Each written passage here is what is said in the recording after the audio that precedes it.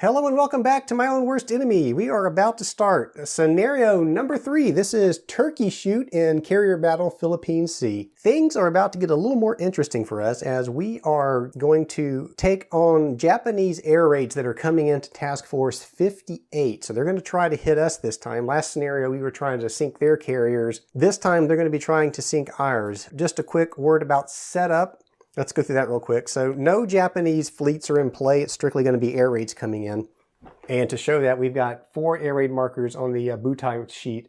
1, 2, 3, and 4. So there could be 4, or there will be 4 air raids coming in to try to sink our carriers, and we're going to try to defend against that. So as far as the U.S. setup goes, we have Task Force 58 in Hex 1408. We are going to be using all of the F6F fighters. They're on the task group displays over here with their carriers. We're not going to use the night fighters. It tells us not to use any Scenario 9 options, which makes sense. So these fighters all have, and I showed you this in the unboxing, I think. So this is a fighter unit, and then on the back of the fighter units, it's going to be a designation, in this case 58.1, which means it goes with task group 58.1, which is shown on the game board here in 1, 2, 3, and 4. So it's telling us where to initially put the fighters for each task group with each carrier. So each carrier is on the bottom. So here we have Yorktown, Hornet, Bellwood, and Baton.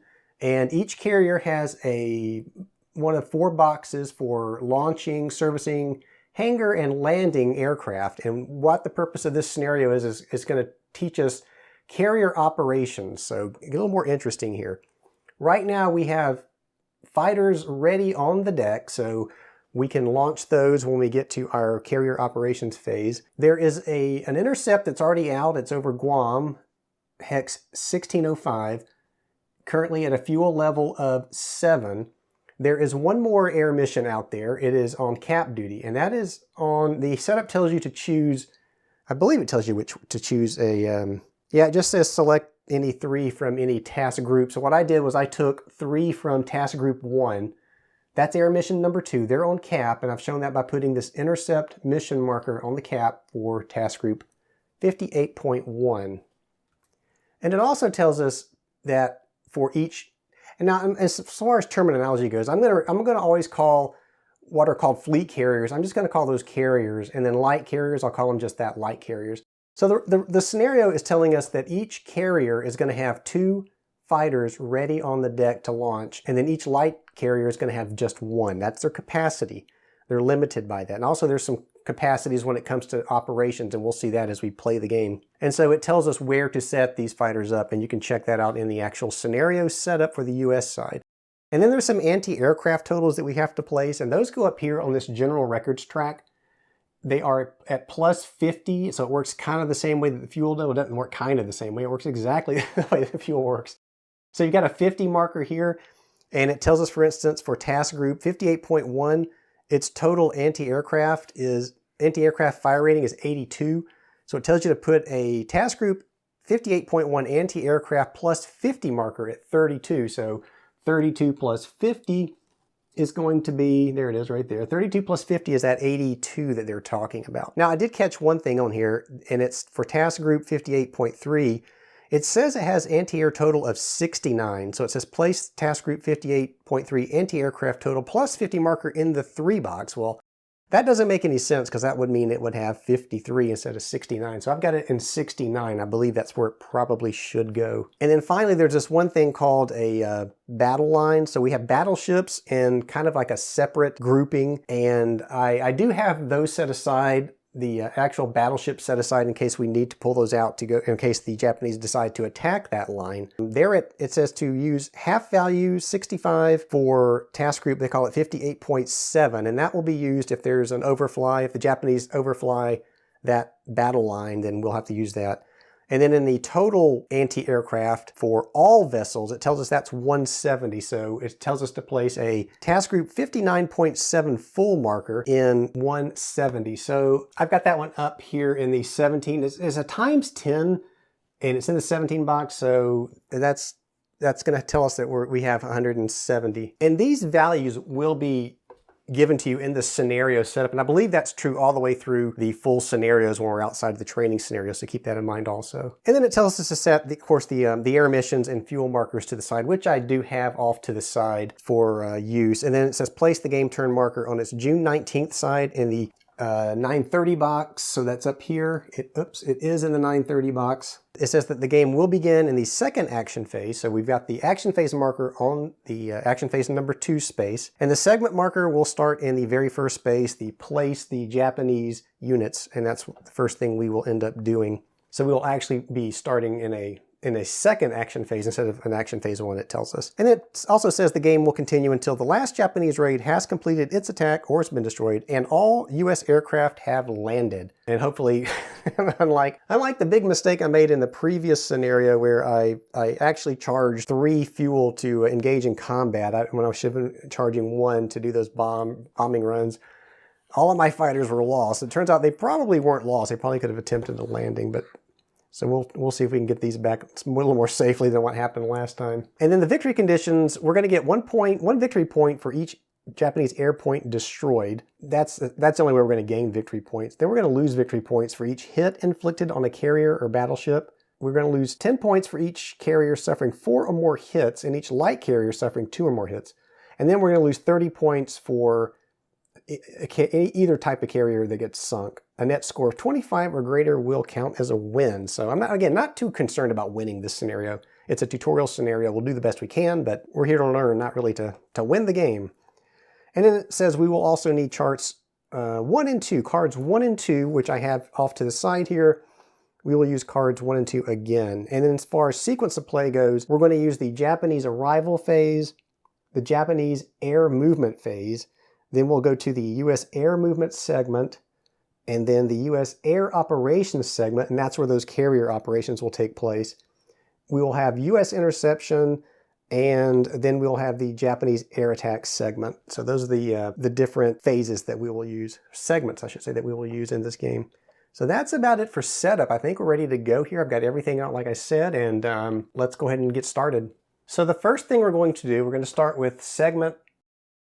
The first segment up here at the top, place new Japanese forces, and it tells us to use 7.1, but we're going to use what is in the scenario for this, and this is in the scenario book. So what's going to happen is we're going to roll that D10. It will tell us the direction that the air raid is coming in, and then we'll roll again to determine what distance the air raid is away from our task force. So let's go ahead and do that. Now there is a chance that in this first one, so if starting at 930, we know that that first raid is going to show up. There's a chance the second one will also show up if you roll a 1 to 3. And then as we go along, there could be other air raids could appear at different times. So it's kind of not an exact thing when these air raids are going to arrive, which could mess with us a little bit in trying to get our fighters out there and back safely. So let's grab our D10. Now, first thing we're going to roll for is the direction that, let me go ahead and grab Air Raid 1A. So we're going to roll first for the direction it's coming in. So let's see if I can get this without knocking stuff around here. So we're going to be rolling on this raid placement chart in the scenario, which will determine where it's coming in from. So let's go ahead and roll. That is a 7. So 7 is this way. It's due west. I'm going to put it here. That's not where it's going to show up. I'm just going to hold it there until we roll the distance.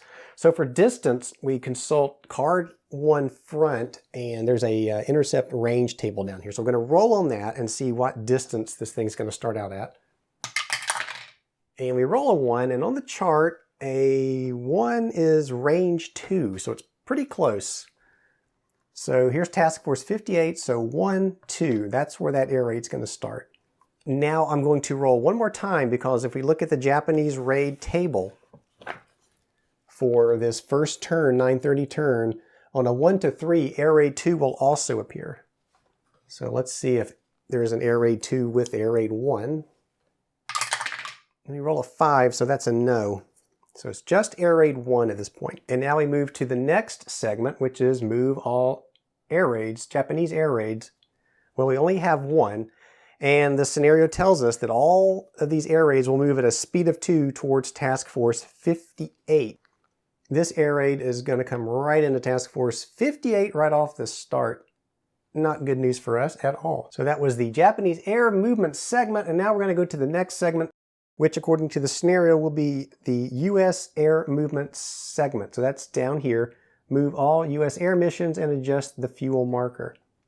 So let's do that. We do have one intercept mission that is currently flying over Guam, and we still have the other air mission, which is on cap duty. So we certainly have those two that we can move. So let's first start with intercept air mission 1. I'm going to get it flying towards the fleet as quickly as I can. So if you remember from our previous scenarios, we can either choose to move this intercept mission 1 hex and pay 1 fuel cost, or we can move it 2 at a cost of 2 or 3. So what I'm going to do, I'm going to actually try to move this one. I'm going to move him 2. He's going to spend, let's see, we're going to roll to see what that's going to cost. We're going to move him 2. So let's go ahead and roll. And again, we're looking at it. For a die roll of 1 to 5, this will cost 2 fuel points. On a roll of 6 to 10, it's going to cost us 3. So let's see what he has. 3, so that is 2 fuel points. That's good. So he's going to move 2 towards the fleet. So 1, 2. And then the other thing I want to do, and you do this in the U.S. air movement segment, I'm going to take the cap and have it attack that incoming air raid, or at least get into position to attack that incoming air raid. So we have Intercept 2 here. Remember, it's its own mission on cap duty. So I'm going to take this intercept marker and put it in the same hex as the task force. So now it is off cap duty, and it cannot return to cap duty. Once it's an air mission on the map, it has to. And now that we've put him out on the map, we need to determine what his fuel level starts at. So again, we're going to look at card 1. The very bottom, there is this intercept fuel table, fuel level table. And again, it's roll a D10 and see where to place his fuel marker. So we're going to roll the D10. And that looks like a 9. So it says a 9, this is good. 9 is a 14. So I'm going to grab a fuel marker and flip it to its 10 side. And Air Mission 2 is going to start with 14 fuel. So Air Mission 10, 14 fuel. And then of course, Intercept 1, remember, spent 2 fuel to move 2 hexes, because we actually rolled a low on that D10. So instead of expending 3, we only expended 2. So they're down to 5. Cap mission, which is now Air Mission number 2, is at 14. So that's going to do it for the U.S. Air Movement segment.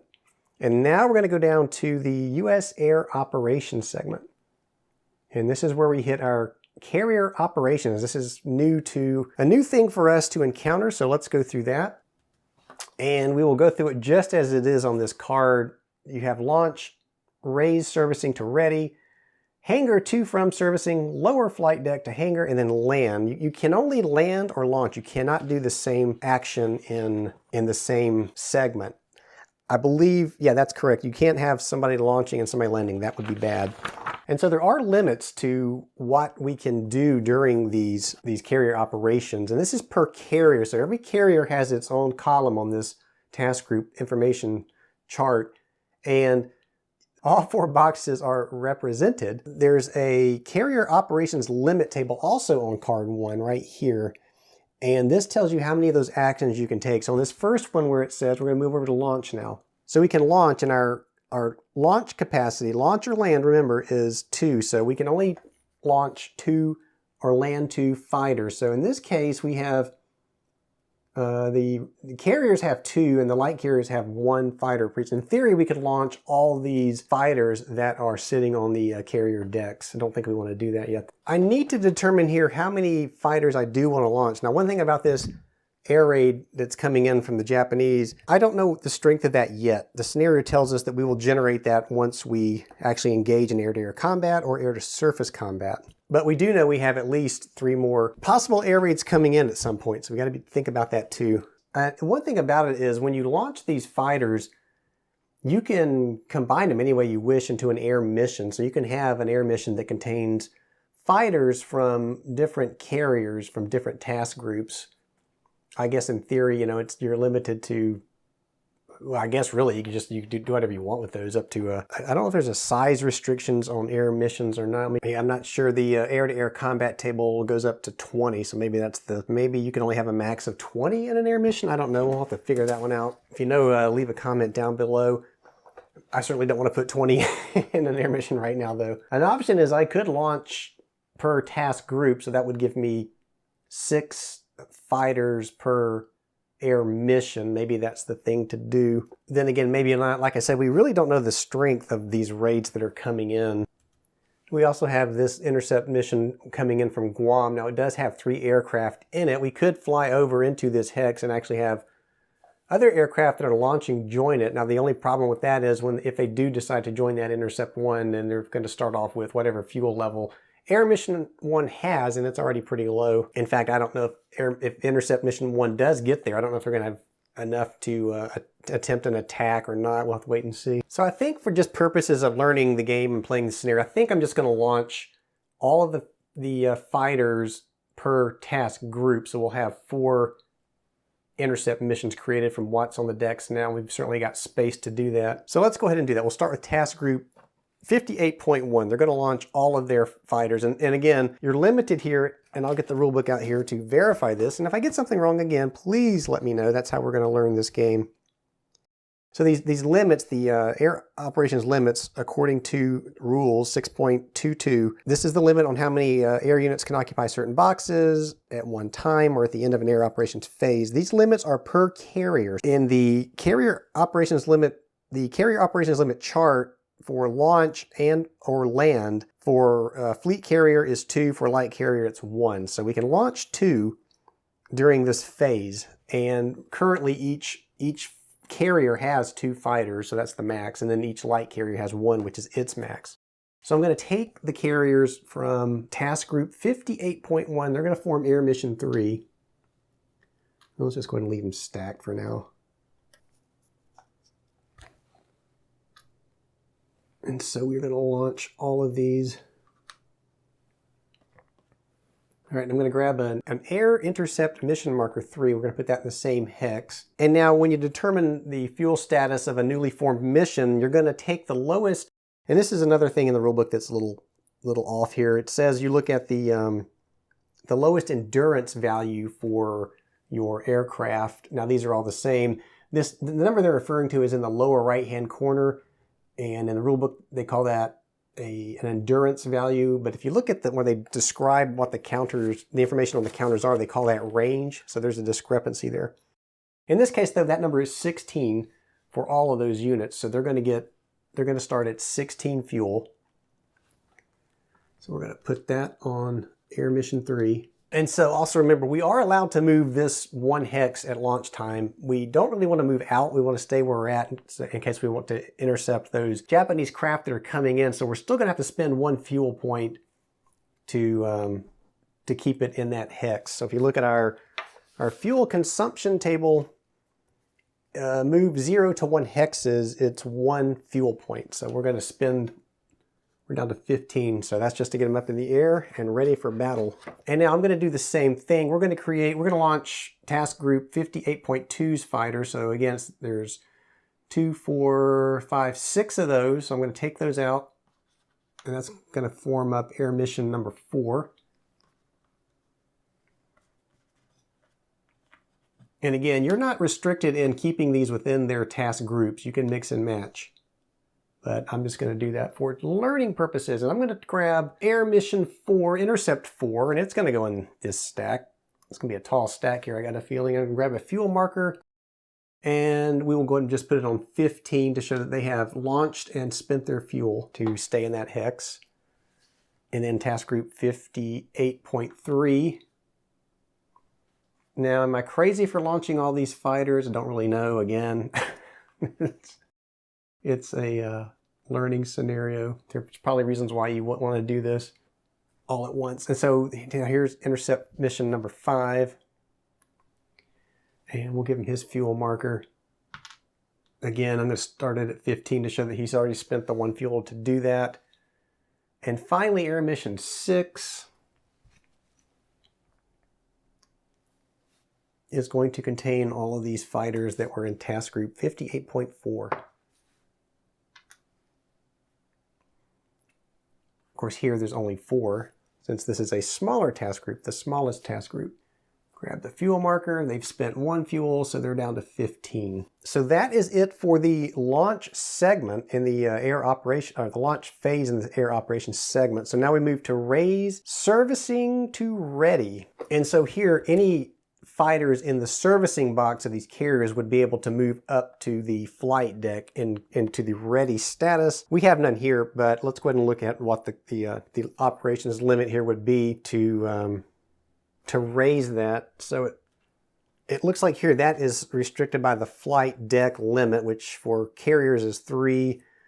Light carriers is 1. And I think you got to be careful there, because if I read the rules correctly, you can only launch, it says that units can be launched only if the total number of units then occupying the flight deck at that moment does not exceed the launch occupancy limit. So for carriers, the launch occupancy limit is 2 for fleet carriers and 1 for light carriers. So if you had 3 fighters on the flight deck, it sounds like you wouldn't be able to launch any fighter. So that might be something to keep in mind. So, but like I said, we don't have any in servicing right now. So let's go ahead and continue on. And now we go to the hangar. So this is to and from the hangar. So we do have some fighters in the hangar. Now this is where you would move them to servicing or from servicing back into the hangar. And here we certainly, I think, want to move some into servicing to get them ready to be launched. So we would look at our carrier operations limit. So let's start with task group 58.1. We have a fighter in the hangar, and for servicing, the limit is 2. So there we have 1, so we're going to move them up to servicing, and then these other carriers have none. Task group 58.2, we have a limit of 2, and we have 2 fighters. So moving both of those up to servicing will cost 2, so we can't move anything else up or down. And for, this is the Wasp, we're going to move it up into servicing. These 2 will move up into servicing.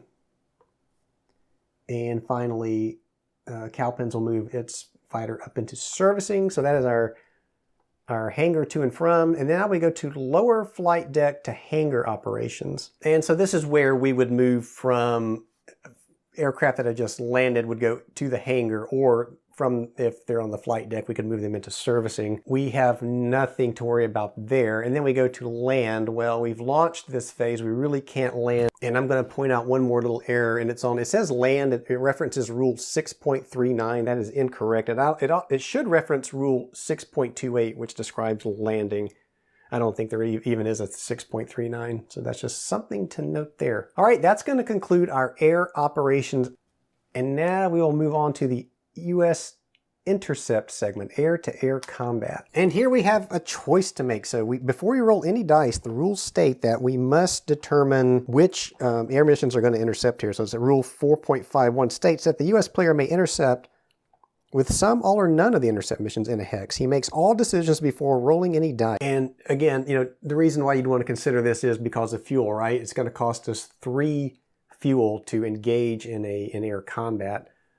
Now, all of these air missions do have a pretty good amount of fuel except for air mission 1, so we could just engage them all. We still have raids coming in though, so we've got to be careful. And we don't know yet what the size of that raid force is, how many fighters are going to be in that raid. Also, it's not just a matter of shooting down fighters, but there are attack aircraft in these air raids as well, so we want to knock everything out of the sky before they can do any damage to our carriers. So I really don't know why you wouldn't designate every intercept mission in this hex. I don't know why you wouldn't hold anybody back. So I think we're just going to have them all trying to intercept that raid. Now they have to do it one at a time. So let's see if we're going to do that. I don't know. It seems like I've got an awful lot of aircraft in these missions, but that's the way I read the rule for the carrier operations limit chart. I'm reading it says per carrier. Those are some pretty chunky air missions out there. So let's go ahead and intercept. We'll start with the cap group. And thematically that works anyway because they were already on cap duty. They would have been the first to get to those units anyway. And this is where I probably need I wish I had a battle chart. I'm going to make a battle sheet here so I can pull these things off and track them, but we don't have that now. So I'm just going to pull out, well, first let's go ahead and determine the what's going on as far as that Japanese. So I'm going to go ahead and pull out that air raid marker. And we'll just bring it down here to towards the bottom of the sheet just to have it. Now we need to determine the strength of this air raid group. So I'm going to grab this scenario book. There is a table that will help us determine what the air raid strength will be there. And what you do is you roll a D10 and look at this table. It'll tell you the fighter points and then the attack points. The attack points are, of course, the aircraft that are going to attack our ships if they survive. For this first die roll, since this is the first air raid, we're going to add a +2 modifier to the die roll. So I'm going to grab a D6 with a blue D6 for a +2, And this happens on the first die roll, and then based on what we roll, that modification will change, giving us more or fewer aircraft in the air raids as they come in. So let's go ahead. I will put the, let's see, can I get the scenario book on the camera? Probably not. I'll just put it here and roll and see what we get. I need the D10, so we're going to roll and add 2 to this. And that looks like a 2 plus 2 is 4. So on this chart, it says 2 fighter points and 8 attack points. So let me grab that. All right, and what I will do is put the fighters on the left, and then I will put the attack aircraft on the right. So that was 8 attack aircraft. So that is I'll put a 5, a 2, and a 1 to represent that 8. And I should also note that since we rolled, our result was a 4, then if you look at this modification table, the die roll modifier is going to be 0 for the next time. So we will neither add nor subtract from whatever the next air raid is when we go to determine its strength. So let's go ahead and grab the fighters from air mission number 2. And these were the ones that were on cap duty, if you recall. And I'm going to, and there's still the ratio we have to worry about here. So for every 2 escort aircraft, we have to have at least 1 fighter. So we're going to put one of our fighters is going to go after those 2 escorts, and they're going to have the other 2 go after the attack aircraft, because we don't want those to hit our carriers. And before I get too far ahead of myself, I do want to deduct the 3 fuel for intercepting here. So let's go ahead and do that. We are at 14, so that's going to take us down to 11. So we do have to pay that fuel cost to make this intercept. And so now it just becomes just what we've already learned before in previous scenarios. It's strictly air-to-air combat. And remember that all fire is simultaneous here, so we have to remember that. So let's go ahead and start. I will grab the card number 1, the front of card number 1, which has the US air-to-air combat table. It also has the Japanese air-to-air combat table. So we will now resolve combat. And the chart reminds us that there's a -1 if our target is a fighter. In this case, it is. So I'm going to put a red D6 to show that we have to subtract 1 from this die roll. There are no other modifiers, just looking here. It also reminds us that we need a minimum of 1 fighter per 2 Japanese escort planes. We have that here, so we're good. And so we simply take the number of aircraft that are firing on our side. In this case, it's just 1, so we're on that 1 column. And we're going to roll a D10 and subtract 1 from it. We rolled a 1, so 1 minus 1 is 0, and a die roll of 0 is a complete miss. So let's go ahead now and we'll go ahead and finish firing on the US side first, then we'll have the Japanese fire back. So here we have 2 aircraft firing, so we move our column is now on the 2 column for US air-to-air combat. We're no longer at a -1 because we are not targeting fighters, we are targeting these escorts. No, not escorts. We are targeting attack aircraft. Those are the ones that are going to try to attack our carriers, and we hope we hit something here. So it's going to be just a straight D10 roll, no modifiers on the number 2 column. So that's 4, and that looks like 1 air point is eliminated from the Japanese side. I'm just going to put that down here for a second. And, well, actually, it's not going to matter. They can't fire back anyway. The attack aircraft cannot return fire, so that's just, we're going to keep this as an eliminated air unit. However, the 2 naval air units for the Japanese do get a chance to fire back. So we are looking at the Japanese air-to-air combat table. Modifiers, there's no modifiers here. So again, it's like just a straight D10 roll on the number 2 column for the Japanese air. So let's roll that and hopefully we roll low. And what is that? I can't see. That looks like a 10, so that's definitely not low. That is a result of an E, and an E result is 1 unit eliminated. So we've lost that 1 and only fighter here. So let's go ahead and take that off. And I'm just going to put that in the air units lost, not in a task group hex. We'll put it over here. And I will put this, I'm just going to put this in the lost box over here on the Butai display for the Japanese. They lost that one. That 1 attack aircraft has been eliminated. So we lost an aircraft on each side, it looks like. I will take these fighters And we will just set them, let's see, we'll just put off to the side here for a second. Actually, I'm going to put them up near attack group air mission number 2 so that we know that they have already gone. And now we move on to the next air mission 3. I'm going to grab, there's 6 fighters in that group. We'll grab all 6 of those. And I am going to put 1, 2 are going to go after those 2 air points, and then these other 4 are going to go after the attack aircraft.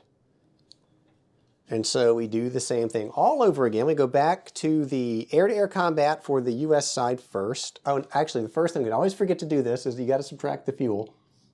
So they were on 15, 14, 13, 12. And then, so we still have the -1 because we are attacking fighters. No other modifiers, and we are rolling on the number 2 column. I wished I could get this chart on here. Let's see if I can put it up here. I don't know if you can see that or not, but we're on the number 2 column. It is a D10 -1.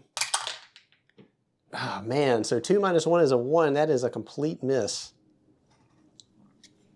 What is wrong with our pilots? So I'm going to move that out of the way. Now we are going to go to the, well, let's go ahead and continue. Let's go ahead and finish our fighters here. These 4 that are going after these attack aircraft. So now we're on the 4 column. And there's no modifier because these are not fighters. They are attack aircraft, and it's just a roll. Finally, that's a 9. So a 9 are 2 points eliminated. So I'm just going to take these 2 off. And again, we'll just stick them over here just to kind of keep track of which air raid has lost units. I don't think it matters the type. We'll just put them left and right. Well, actually, yeah, that's fine. All right, so now the Japanese return fire on their fighter side. So they have 1 air point and no modifier here. So they're firing at the US fighters. They roll a 10. They are rolling high and we're rolling low. So that's another elimination. So air mission 3 has lost a fighter now. I'm just going to put that over here. These fighters now we'll put back with air mission 3. And actually, I don't know why I'm putting them off to the side. I don't know why they can't go back in there. We're just going down the line. Just have to remember that. If you stack them, I'll know that I've already moved them. So now we're up to air mission number 4. And again, it's 6 fighters coming out. And I think I'm going to increase my odds a little bit here with this fighter because he's driving me nuts. We're going to put 3 on those 2 naval air points and 3 on the attack aircraft. And we deduct our fuel, so we're down to 12 for air mission number 4. And we fire. So we're going to have the US fighters fire first. We have 3 of those now, so we're on the 3 column, -1 because we are attacking fighters. And we fire. That's a 5, -1 is a 4, so that is a 1 on the 3 column. So we do a point of damage. So I'm going to grab a 1 marker and just put it back here for now. Because remember, they do get, this is simultaneous, 2 points we'll get to fire back. And then over here, we're on the 3 column, again, no modifier this time. And we are firing at the attack aircraft. We roll a 3, and that is a 1. So we do manage to inflict another hit on the attack aircraft. So they're down to 4 now, slowly chipping away at those attack aircraft, I hope. And now the Japanese are going to fire back. So they're on their table at 2, no modifier, and they're firing at our fighters. And they roll an 8, which is the result of A. So an A versus attack aircraft, 1 attacking unit aborted versus escort, 1 surviving. So it's not that, it's attacking aircraft. So let's grab the rule book here and see what that means. Versus intercepting US fighters. If this result is achieved in the initial battle between US fighters and Japanese escorts, then 1 surviving escort can attack US fighters, which were allocated against attack planes. This extra attack is resolved before the battle involving the attack planes. Okay, so I've been doing that wrong. So what this means is we really shouldn't conduct the attack against the attack aircraft until we resolved everything with the what goes on over here in the escort. So lesson learned there. And I believe what I achieved there was a, let's see, what did I do? I think we had removed one. So let's go and put that back. I'm going to put the one back with the attack aircraft, because we may not get to attack with 3. So yeah, it says this extra attack is resolved before the battle involving the attack plane. So there's, again, there's the lesson learned. Do the fighters and the escorts, complete that first, and then move on to the attack aircraft. So we do have one surviving naval air unit for the Japanese here. So they will get to attack these fighters that are our fighters that are the US fighters that are attacking the Japanese attack planes. So let's go ahead and show that. I'm going to grab a 1 marker to replace the one I just moved, because that one was eliminated. And so now we are on the 1 column for the Japanese air-to-air combat. They are attacking our fighter, so they are at 1. So I'm going to put them on the 1 column, and they will get their attack. Their extra attack is a 2, so that's a miss, fortunately for us. So then we would do the attack where we attack their attack aircraft. The terminology here really gets to me. I don't know. I would like to have seen different terminology, but that's okay. So let's do it again. We're back up to units firing for us is 3. We're on the 3 column, and we're not at a -1. So we roll a 4, that's a 1 is eliminated. I think that's what we had before, so nothing changed there. They do not fire back, and that is it for air mission number 4. So we'll bring these aircraft back.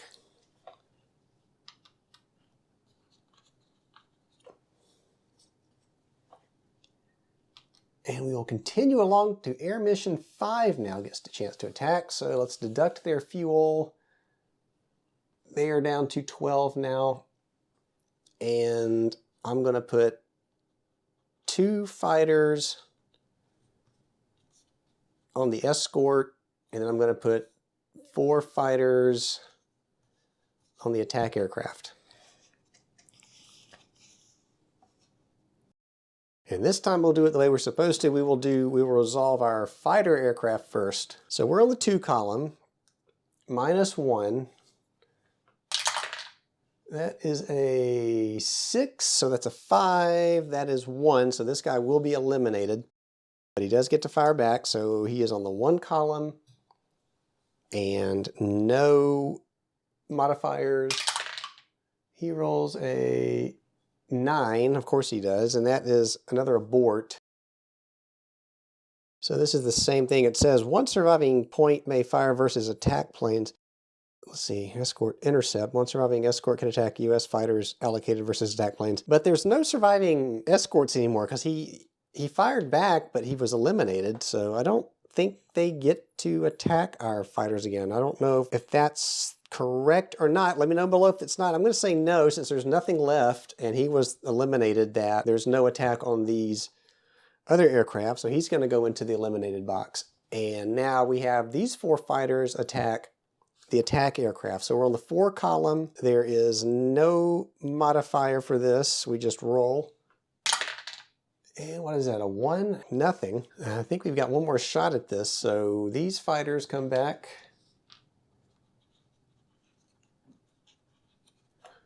Was I saying earlier about how I thought I had too many fighters in these air missions? I don't think I have near enough.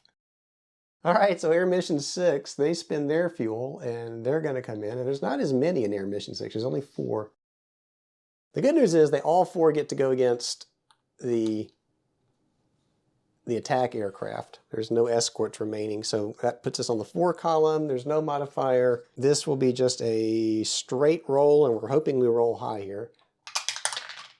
And that looks like a 3, which is 1, so that's 1 air point eliminated. So we're at 3 here now for that, and I'll put the other 1 in the eliminated box.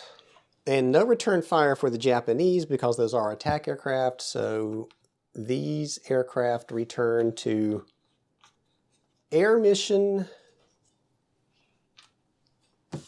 number 6. So that's going to end the US interception phase, and all those fighters left 3 of these attack aircraft in the air. So now we move on to, I believe it is the Japanese air attack segment. The sequence of play, we move this to the Japanese air attack segment, choose target. So let's see, task group. Well, here they're in task group 58's hex, so we know what they're attacking. All right, so this is our first Japanese air raid attack. So let's grab the rulebook to make sure we do this right, or at least do it as the best we can. And so it says, first, if a hex contains task group 58.7, the battle line, which it does, we roll a die and consult the Japanese action versus the battle line table, card 2 front. So let's grab card 2. And on the front here, I'm just going to move the air raid marker up a little bit. We know that it's in the same hex as our task group. All right, so the Japanese action versus the battle line table is here. So we're going to roll a d10 and see what we get. So let's roll our d10. Looks like there's no modifiers. It's just going to be a straight roll.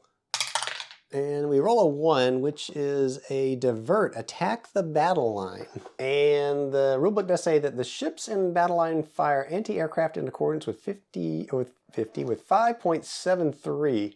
Anti-aircraft fire by attacked task group. So we were told that the anti-aircraft value for that battle line was, on our chart up here, 65 according to the rulebook. So anti-aircraft value is 65. So we will grab our anti-aircraft table, which is card 2 on the front. And so 65, that'll put us on the 60 column. So I'm going to put a little marker on the 60 column. And it looks like there are no modifiers, just roll. So let's see what we get. That is a 5, and our result is a 1/1. The number to the left is aborted, and to the right is eliminated. And I think in the case of this scenario, that's just 2 aircraft that will not be able to attack. I think that's what that means. Yeah, so the rules are saying that aborted air units remain in play and may return to their carrier or base, but they do not participate in the air-to-ship attack. So in this scenario, it's as good as being eliminated because it won't get a chance to do anything. So that's 2 of these are gone as a result of anti-aircraft fire. And actually, I'm going to put, let's see, I'm going to grab a 1 because only 1 of these, well, you know what, I'm just going to put them over here. I'm not going to worry about tracking aircraft at this point. Like I said, I'm not too worried about victory, just more about learning at this stage. So 1 does manage to get through, and I think we have to resolve his attack on our carrier group, or carrier groups. Or rather, in this case, not carriers, but battleships, I guess, because this is the battle line that they are attacking. So there's 1 air point left on the chart here. Each point of Japanese naval air has a strength of 4, so that's going to put us on the 4 column. So we get 1 roll on the attack damage table with a -1, and that will tell us what happens to one of those battleships in there. I'm not too worried about which one. Like I said, we're going to go through the motions here, but it's not that critical to this scenario. So we're going to roll on the air attack damage table, subtract 1 from this roll. So 7 minus 1 is 6, so that is 3 hits. And I'm just going to grab a 3-hit marker in the first battleship I see, and there's the North Carolina. So we'll put all 3 of those hits on the North Carolina in the battle line. All right.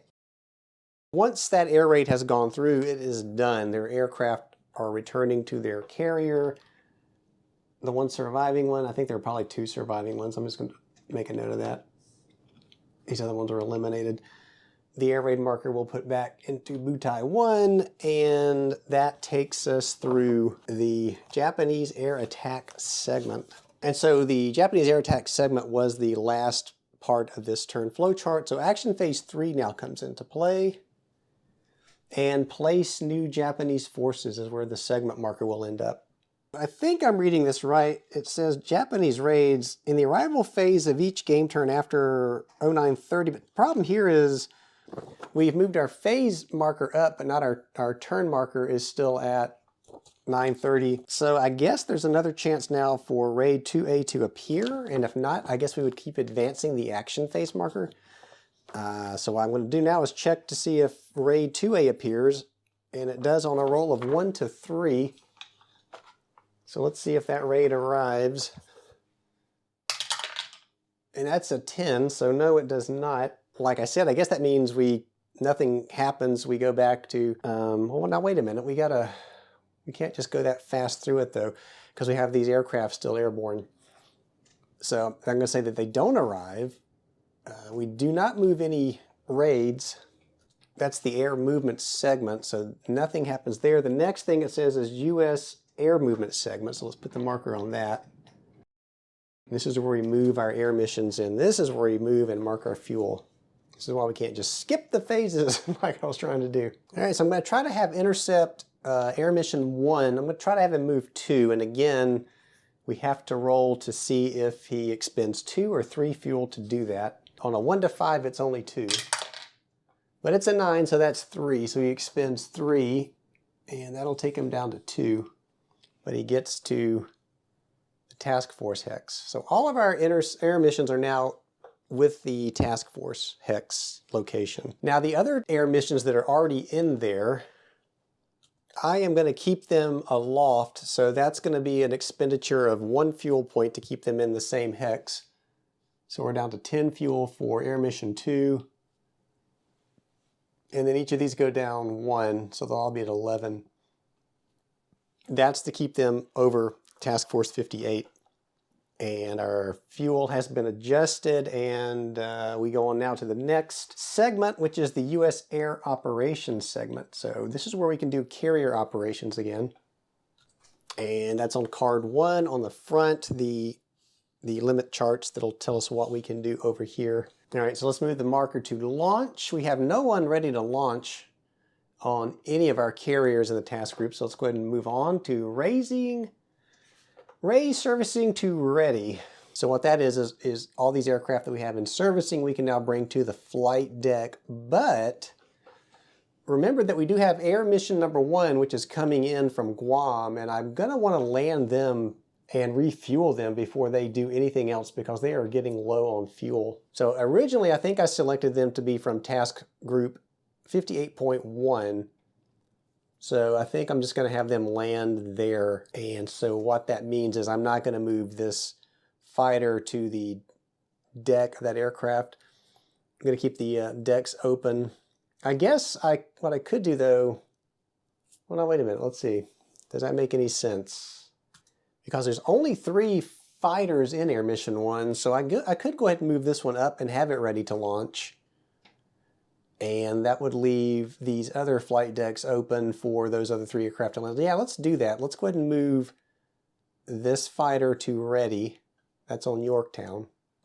And then moving right along in Task Group 58.2, I can move, looking at the chart, it was 2 was my operations limit, so I can move these 2 to the flight deck, this 1 to the flight deck. Nobody in task group 58.3, and in 58.4, these 2 can go to the flight deck, and this 1 can go to the flight deck.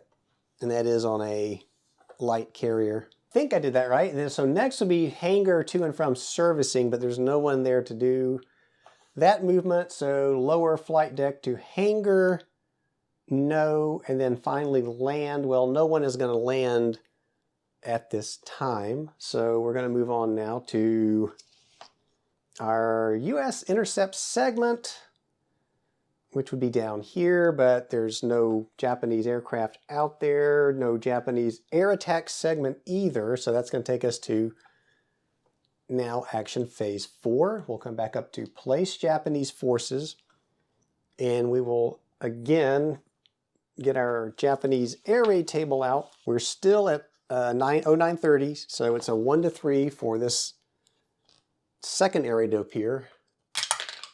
So it's a 7. They do not. They're going to appear all at once, I'm afraid. So no Japanese appeared. So there's no Japanese air movement, but there is U.S. air movement. So we're back down to here where we're moving and adjusting our fuel marker. So now Air Mission 1, we're going to want to have Air Mission 1 land, and that will come into play at the end of U.S. Air Operations segment. So we are going to skip them because they're going to land. We're going to go Air Mission 2, who has 10 fuel. Wait a second, that's not right. I'm looking at that fuel marker. They have, yeah, they do. They have 10 fuel. So they had started, this was the cap mission. They had started with 14. So that I think I just put this down wrong. I should have put this on the 10 side. because they have 10 fuel left. They started at 14 and they moved, well, they moved or stayed in place then attacked. So yeah, that's right. So they will have to expend a fuel to stay aloft. So that's going to take them down to 9. And then the other air missions are all at 11. So that's just going to take them down to 10 to keep them aloft. So we're burning fuel and not knocking down any Japanese aircraft. That's not good. And now we go down to the U.S. Air Operations segment. And the first thing we do is launch any aircraft that we have.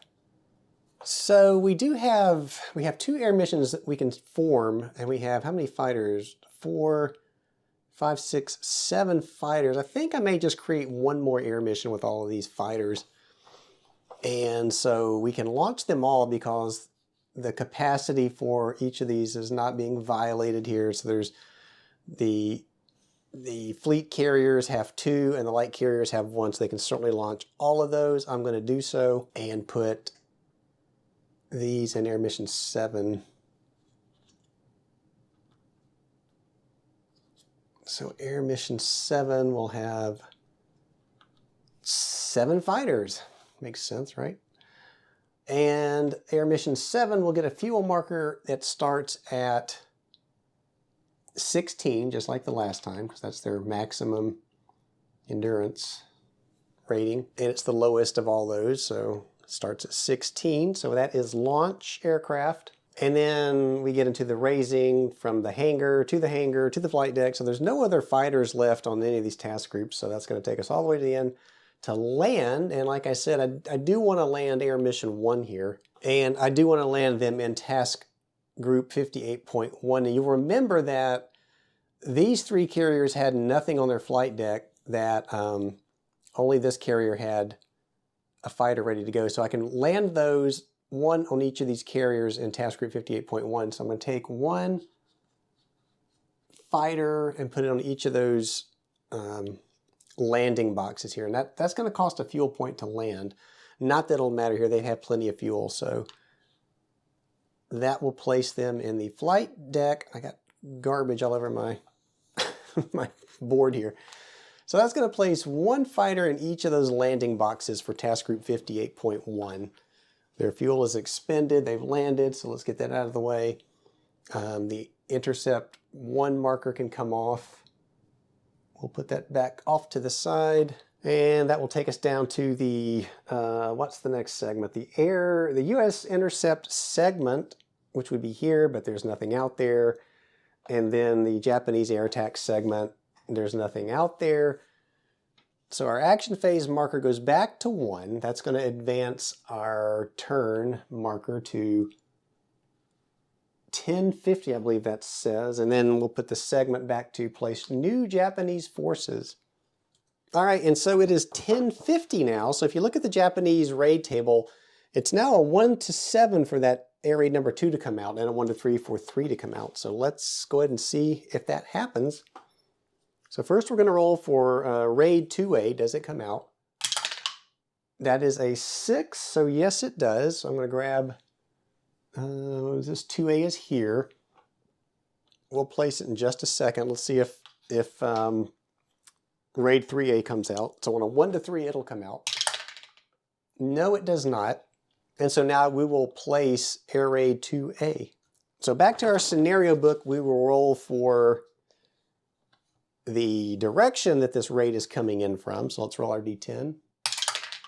And that is a 9, I believe. So that's going to be this way, which is almost where I had placed it anyway. And we're going to roll for distance on the range table. So that's card 1 front. And I'm looking here to see where that is at. So it's here, the intercept range table, and it's not dusk, so there's no -1. So let's just roll and see what we get. That is a 2, so it says to place it at range 3. So 1, 2, 3, that'll put him here. And then we go on to the Japanese air movement segment. And again, the air raid will move at a speed of 2 towards task force 58. So it's going to go 1, 2, And then that will take us now to the U.S. air movement segment. And this is where we will determine what we want to do with all of these air missions, which while I'm thinking about it, I don't think I put out Air Mission 7's intercept markers. So let's do that. So when I put those out in Air Mission 7, I should have put the intercept marker out as well. And I also don't think I deducted the one for the Air Mission 7 when they launched. So let's do that. So who do we want to go after Air Raid number 2? And again, we don't know how many aircraft are in Air Raid 2A yet. We'll find out when we get there. So I guess the good news is they're not right on top of Task Force 58 yet, so we'll have a couple of opportunities to stop them. So I think you know what, for sure going to move Intercept 7 forward 1. And just 1, so that's going to cost him 1 fuel point. Taking him down to 14. And then I think I'm going to definitely leave Air Mission 2 in place. So that will take them down to 8, just to hover in place. And then, so now it leaves 3 through 6. And I'm going to move, let's see. So we said 2 is staying in place. 3 and 4, let's go ahead and move those forward. So now they're down to 9. They're spending the 1. So they're going to go intercept. And do I want to move 5 and 6 over there as well? And the reason I'm considering not doing that is because we'll get a chance to stop them again when they actually come in to attack Task Force 58. Plus, if I hold them over Task Force 58 and another air raid comes in, I can react. Might have more of an opportunity to react to something that's coming in maybe from a different direction. So I'm going to hold those 2 back as well. Which is probably crazy, but that's okay. So that's going to take us down to 9 for those 2. So we've moved and we've adjusted our fuel markers, and now we go down to the U.S. Air Operations segment. Carrier operations again. And so the first thing we can do is launch, but we have nothing on the deck that's ready to launch. So we go to raise servicing to ready, and nothing is in servicing. So we can go to hangar to and from servicing, but again, there's nothing in the hangar. So the next thing is lower flight deck to hangar. Well, we can do this. So we can lower these fighters in Task Group 58.1 down to the hangar. And we will definitely do that. Go to landing. There is nothing to land. That is it for the U.S. Air Operations segment, which will take us now to the U.S. Intercept segment. Air-to-air combat. Again. All right, so I'm going to go ahead and take out Air Raid 2A, and what I'm going to do is put a little combat marker here, because this is where the combat's taking place. So we're just going to take Air Raid 2A and put it back down here like I did last time, and we will go through these intercepts, and let's go through them in numerical order, why not? But the first thing we need to do is determine what the strength is of Air Raid 2A. So if you remember from last time, there is no die roll modifier because we rolled a 4, and that's a die roll modifier of 0 on this calculation, if you will. So it's just going to be a die roll of a D10 and see what we get. That's a 4 again, so 2 and 8. We didn't do too well last time with 2 and 8, so let me grab those markers.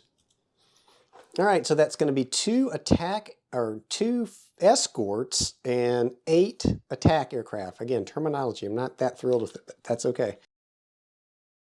So escorts are on the left, attack are on the right. And we are going to start with Air Mission number 3 here for the intercept.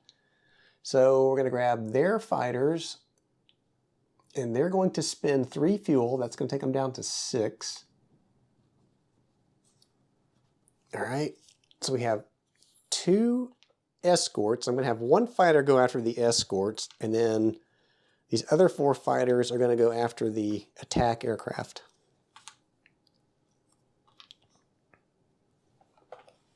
So again, this is intercept number 3. We'll get our air-to-air combat table out, and we are on column 1. Again, we're at a -1 because we're attacking fighters, and we roll, and we hope to roll high. And of course we don't, so that's a complete miss. And now the Japanese air is going to return fire. So they're on the 2 column, and there's no modifiers here. It's a straight roll again. They roll a 1, which is a miss, so that's good. Now we go back to our attack on our attack aircraft. So we're on the 4 column. We're not at a -1, it's just a straight roll. Roll a 2, which is, what is that? Hey, we do 1. Okay, so we hit 1. We knocked out 1. And I will put this over here on the 2 lost. And they do not get to return fire. So that is it for Air Mission 3. At least we didn't lose anybody. So their fighters will go back into Air Mission 3, and now Air Mission 4 comes out. And they're going to spend 3 fuel to attack.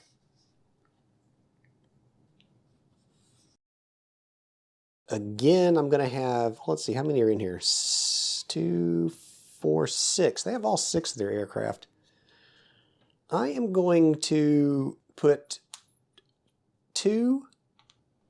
Let's see, do I want to put 2? Let's put 3 on the escorts and then 3 on the attack. And you'll learn as you play this game, it looks like, how to manage these numbers better than what I'm doing.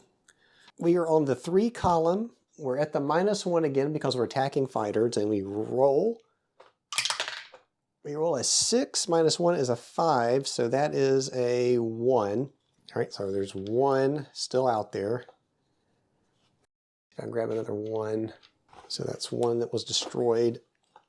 And now those 2 are going to return fire.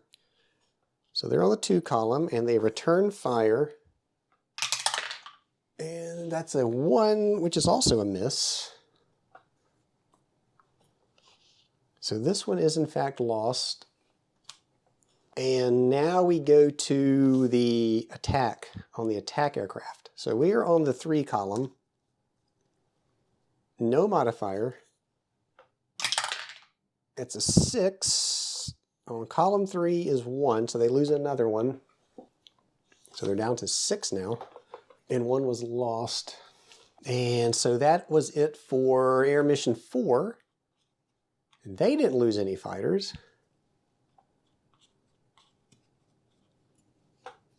So we'll put them back.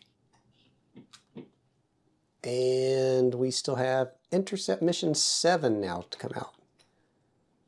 So Intercept Mission 7 is the one that had 7 aircraft. They're going to spend 3. That'll take them down to 11. And they had 7 fighters in here. So let's put, I'm going to put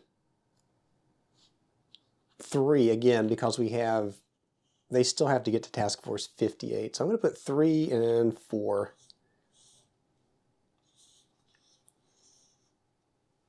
Do I want to do that? Yeah, I do.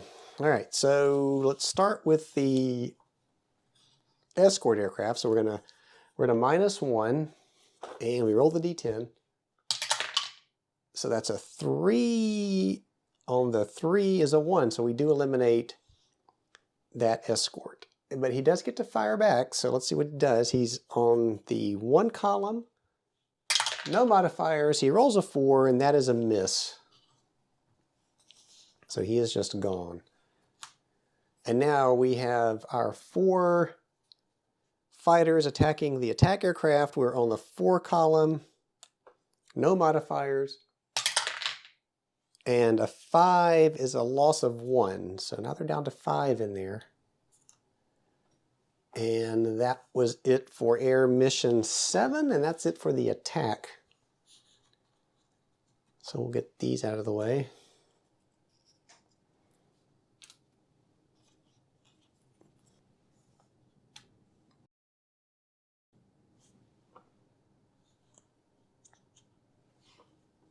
We'll put these back.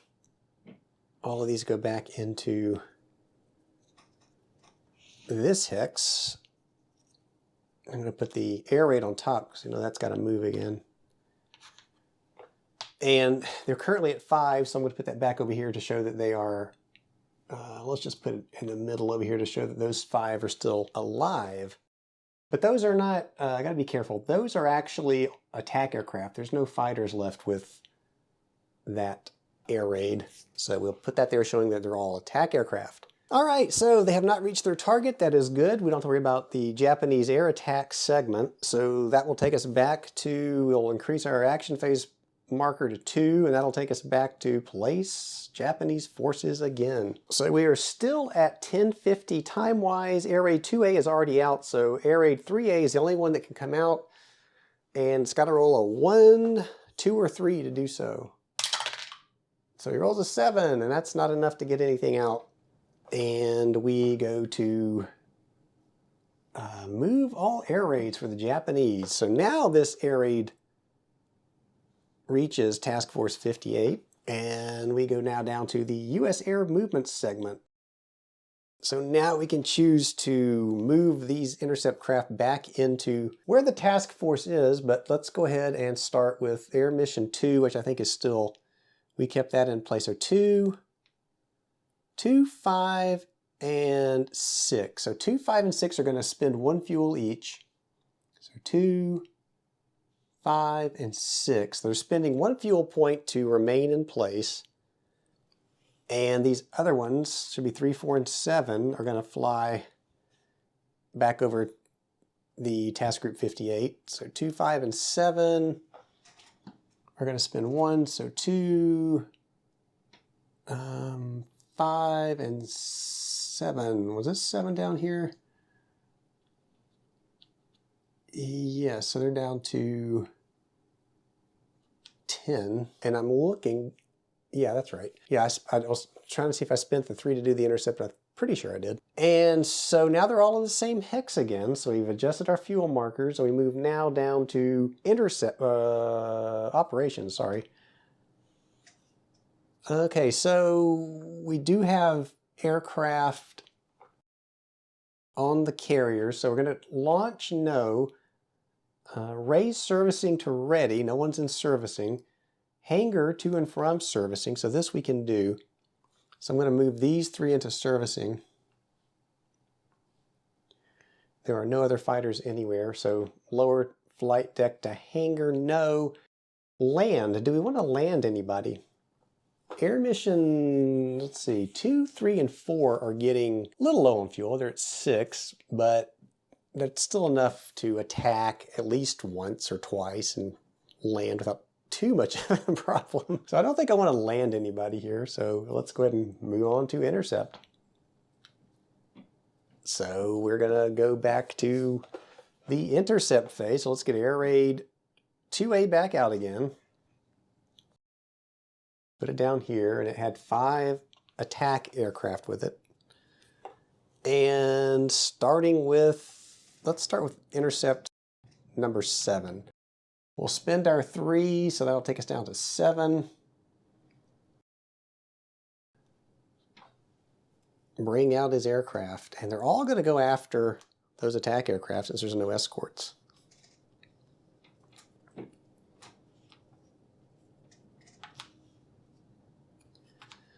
So all 7 go after those 5. Let's get our air-to-air table out. And so we are on the 7 column now at a -1. And we fire. That is a 10. Wow. So 9 puts us at 3. So he's down to 2 now.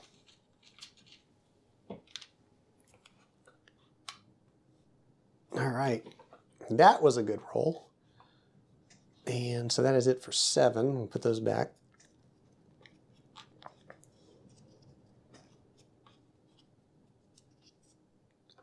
So air mission 7 goes back, and now we're going to grab air mission, we'll start with 3. Actually 4, because it's on top and I don't have to dig for 3. So I'm going to grab air mission 4, is going to spin 3. That'll take them down to 3. So let's get air mission 4. Intercept 4 is out. 1, 2, 3, 6 it looks like. So we're on the 6th column, and we roll. 4 is 2, so that's going to wipe out Air Mission, or Air Raid 2A. And I tell you what I'm going to do here. I hate to do it, but we're approaching 2 hours of me recording scenario 3, and we've gone through all the mechanics. We've seen everything that they're trying to show us here, and to go on and get these other air raids out would take probably another hour or two, and I don't want these videos to get that long, so I'm just going to stop here. Just look at what we've accomplished here. So this was Intercept 4. We'll move it back to Air Mission 4. And it's good to stop here also because I want to make sure I haven't screwed something up or I'm doing something wrong. It seemed awfully easy to, well, mostly easy to knock out those 2 air raids. It is called Turkey Shoot though, and that's probably why. So maybe that's why it seemed to be a little bit easier than what I thought it was going to be. But we had 2 more air missions that would come in, and we were reaching the point where it was probably time to land Air Mission 4 and swap them out. So that's really what this scenario I think is trying to show you, that these carrier operations, it's a kind of a juggling act with the fuel of your fighters that are out there and what's on the flight deck and what's being raised and lowered. You've got to kind of time all of that and have aircraft ready to meet these Japanese aircraft as they're coming in. So neat scenario. I was hoping to play it to the end, but like I said, I think it's just taking too long, and I really want to get feedback on this one. Make sure I'm doing it right. If I'm not, let me know in the comments below and we will address it. And let's take a quick look at what the next scenario is. I think there's 2 more scenarios before we actually get into actual play. So this was Turkey Shoot. Scenario 4 is enemy fleet sighted. So that is another training scenario. And then 5. So yeah, it tells you in the design note that this scenario is the final one before attempting full battle scenario. So we have scenarios 4 and 5 coming up. So I need to work on those, and I'm going to try to get scenario 4 out quicker than I did this one because I had the, I'm rearranging the, my study, and so things got kind of out of whack. I also have a new computer that just arrived. I still need to move this game table into a new position, so I'm going to try to do all those things and get scenario 4 out as quick as I can. But in the meantime, let me know if I made any mistakes on this as far as I got through it, and if I did, we can make a note of that before we start scenario number 4. So as always, thank you for watching, and if you like what I do, please consider giving this video a like, subscribe, that helps. And if you really want to help the channel, there's a Patreon that you can join, and that will help fund things like me going to conventions and GMing these things live. I do plan on being at Origins again this year in June, so we'll be running Space Empires 4X and I think it's the Plains Indian Wars, those 2 games. At minimum, I'll probably bring some extra stuff too to play, so take a look. If I find it's the Armchair Dragoons will be at Origins, I will be with them running games as a game master. All right, I'll see you back here next time.